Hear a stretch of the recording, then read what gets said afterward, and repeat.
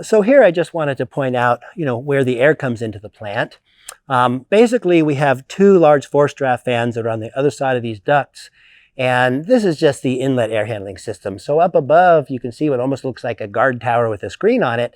That's actually the filtered inlet system. So there's massive screens inside those big boxes up there. The air gets drawn in through the top. It goes through the screens/filters, and that gets rid of all the impurities in the air. There's a manhole in the front, so in case you need to go inside to climb up and do maintenance, you don't have to take the entire structure apart up top. So you can just go in for maintenance this way. And then one last thing to show with regards to the air handling system is the control damper. Okay, this is a mechanical control system. It's actually pneumatic, and you can see there's a lever arm here. So the air signal is going to move the controls, and through this lever arm, it's going to open and close the damper. So there's a huge damper in here. This is going to give you the ability to control flow as necessary. So in this particular plant, the only thing that's used for exhaust gas cleanup is EGR, which stands for exhaust gas recirculation. Sometimes it's called FGR for flue gas recirculation, but it's just the same thing. When you mix a little bit of exhaust gas in with the incoming air, it provides less oxygen in the mix. On a fractional basis, there'll be less oxygen. And as that burns with the fuel, the combustion temperature is going to be a little bit lower. Now, nitrogen in the air represents 79% of the gas that's moving through the furnace. Well, there's going to be some there's going to be some fuel as well. But as far as the air system, it's going to be mostly nitrogen.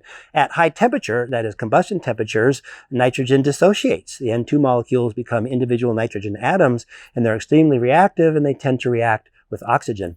So that creates various oxides of nitrogen, which collectively we just call NOx. So anything you can do to minimize the combustion temperature will then minimize the amount of nitrogen dissociation and therefore minimize the amount of NOx.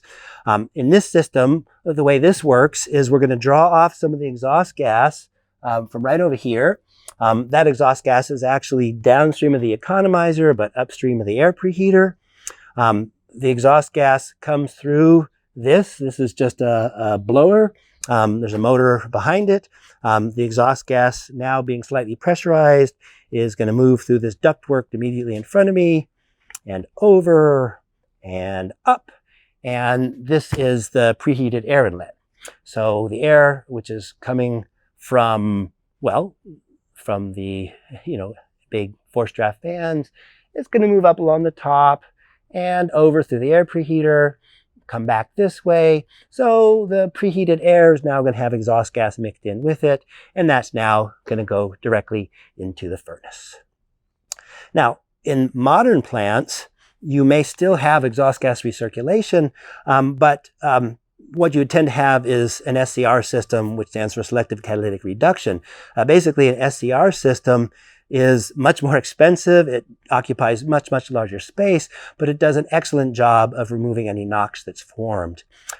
Keep in mind that lowering the combustion temperature is a good thing for NOx formation, but it's not a good thing for efficiency.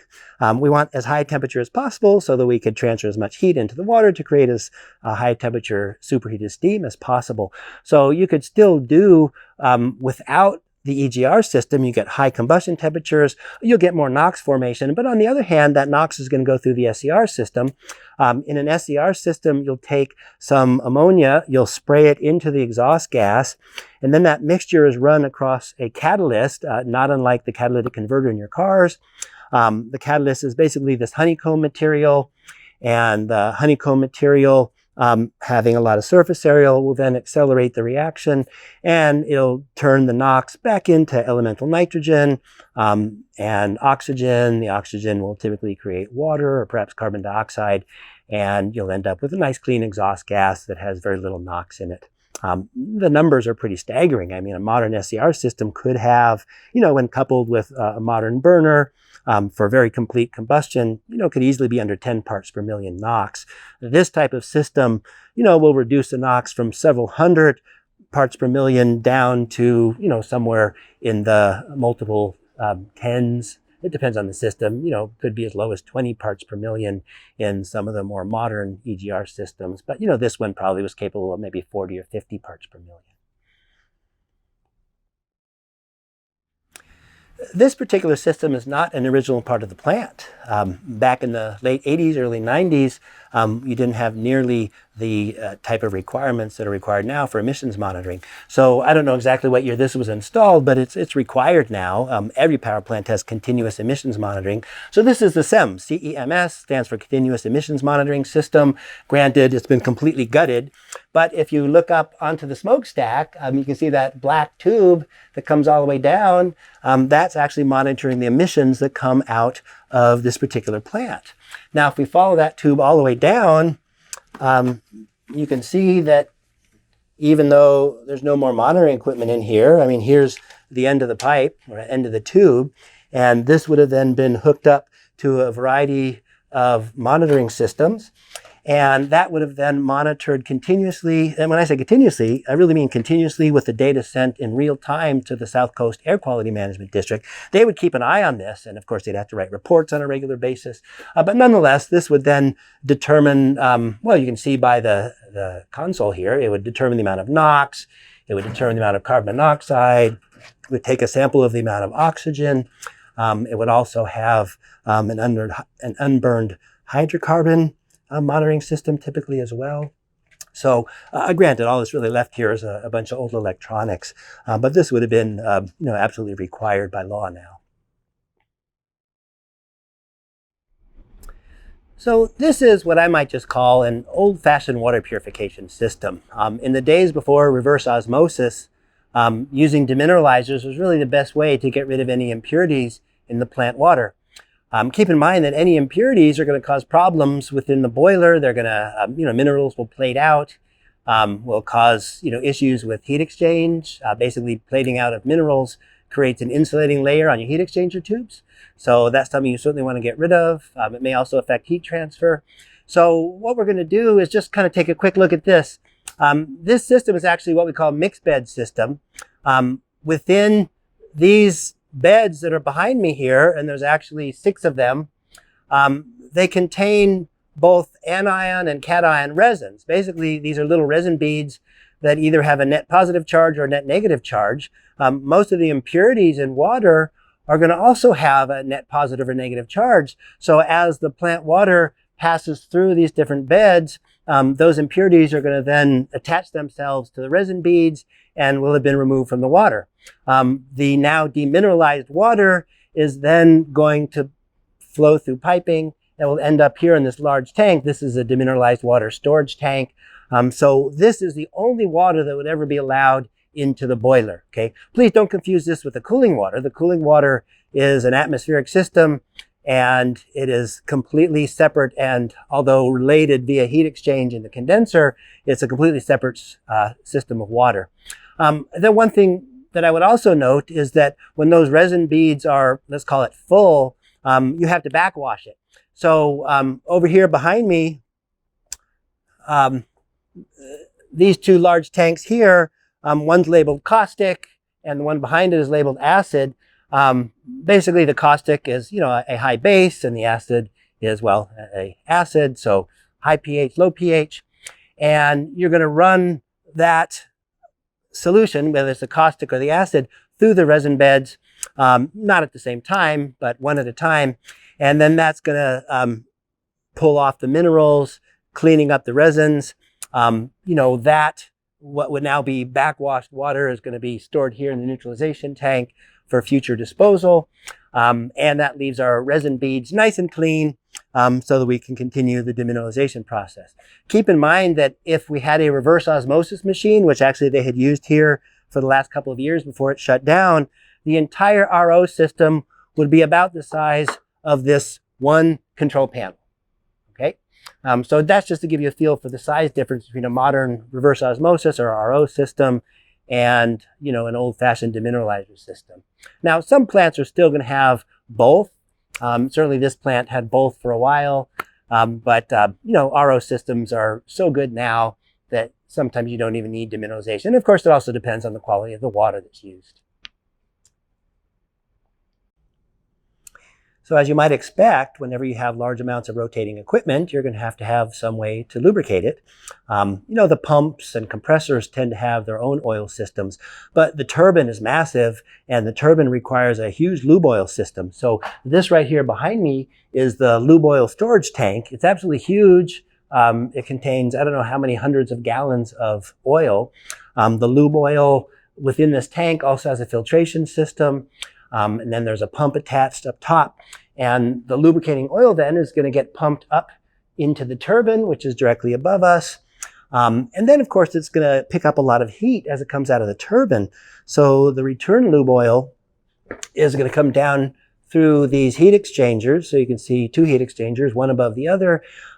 Those heat exchangers are going to cool the oil back down, and then it's going to go back into the storage tank. Keep in mind that this would be one of the auxiliary uses of the cooling water that we talked about previously when we looked at the cooling water inlets to the condenser. Remember, there's those little side pipes that are separate that go to the auxiliary coolers. And then one last thing I just want to point out here is that if you look at the ground, I am actually walking on a berm. This is required. If you should have any kind of a leak in the lubricating oil system, you certainly don't want that to escape into the storm drain. So there's always going to be a berm here. This is about an 8-inch high berm, and it goes all the way around the system, and leakage should be completely contained within the reservoir created by the berm, just in case. So all power plants are going to have some sort of an air handling system or air compression system. Keep in mind that compressed air is not just used for various industrial purposes, but in a plant like this, it's used for a variety of the instrumentation. It could also be used for operating valves. We've already seen that there's some pneumatic valves that are here, with the diaphragms on them. So you need to have an air compression system. Now, over here is just part of the air compression system. There used to be a compressor sitting over there on the skid. That's no longer there. They've just got some cleanup equipment over there now. That's been replaced by a modern air compression system. So, what used to take that entire skid and that massive tank, the massive tank is still used. That's where the compressed air is stored. But what used to take that whole skid over there is now contained in this nice small box.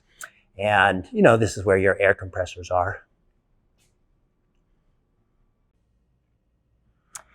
Well, we're in an indoor space now, and they still use this room to control the landfill operations, even though the power plant is shut down. So in respect for their rules, I've got the mask on, and I'm in an indoor space. So I'm going to talk like this. Hopefully it's going to be okay. You like my Southern California beach motif, I hope. My wife made this. So this is a old style and a new style control system. This plant was commissioned in the 1980s. It first went online in 1990, maybe late 89. And this is how they monitored the whole plant. This is where they would look at the flame. There's actually a camera inside the furnace that you had to physically verify that the flame was going on. So you'd see that all the time. And then there's a variety of instruments, pressure, temperature, flow, et cetera, et cetera, et cetera. This is the annunciator panel, basically the alarms, if you will. So anything that was operating in an unusual condition, these lights would come up. Some would be green, some would be red, some would be clear, just depending upon the status of it. This actually shows you the inside of the boiler itself.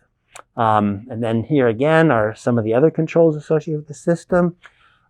If we look behind our cameraman, Dr. Nissenson, then what we find is a turbine control unit. So that panel over there would give you information on the turbine. And it's probably hard to tell, but there's also vibration monitoring systems over there. Turbines spin at a very high speed, producing a lot of power. If there's any wear on the turbine blades or other moving parts, then the first way you'll be able to notice it is through vibration. It's not going to be spinning smoothly anymore. There'll be a slight eccentricity to it, and you recognize the vibration. So there's always going to be some sort of vibration monitors. Now, the modern system is basically this. A computer and a computer screen. The system they have here, I'm not sure if it's the same now as it was back then, but it's a Bailey system. Bailey is one of the oldest instrumentation companies in the United States. I mean, it's been bought out by some other international conglomerate at this point. But what you would find are all these various screens that you could just move through, and you would control it just by pushing, buttons on the keyboard or on the mouse. So, I printed these out years ago, but these are just screenshots of the control panel. This one would show you the boiler and an overview. You can see there's flow, there's temperature, there's pressure data. This is the cooling water system with the cooling tower and condenser. This is a condensate and feed water heater system. So this shows the condenser, but also all the different feed water heaters and their operating conditions. Above that would be the turbine, including the various extraction steam lines, which are going to go to the feed water heaters. And then the one on the top left is the landfill gas cleanup system. It shows the scrubber and the cooler and the various blowers, compressors, if you will. So this is what a modern system would look like. So one thing that's also very common in a control room is a system that they call PI. PI, that stands for Plant Information. Now, whereas the Bailey control system is basically an automated control system that gives you real-time, operability of the power plant, you also want to store all this data for future reference so that you can identify trends. For instance, if you wanted to, kind of get a feel for when a pump might need maintenance, or how efficiencies are changing over time for various components, or how heat exchange rates are changing for components, you'd have the PI system. So all this data that we would be collecting, or I say would be analyzing in real time to control the plant, would also be stored in the PI system. And PI is absolutely necessary these days. It really gives you the ability to, identify the trends and, be able to identify the resources you need to make improvements or to identify maintenance issues.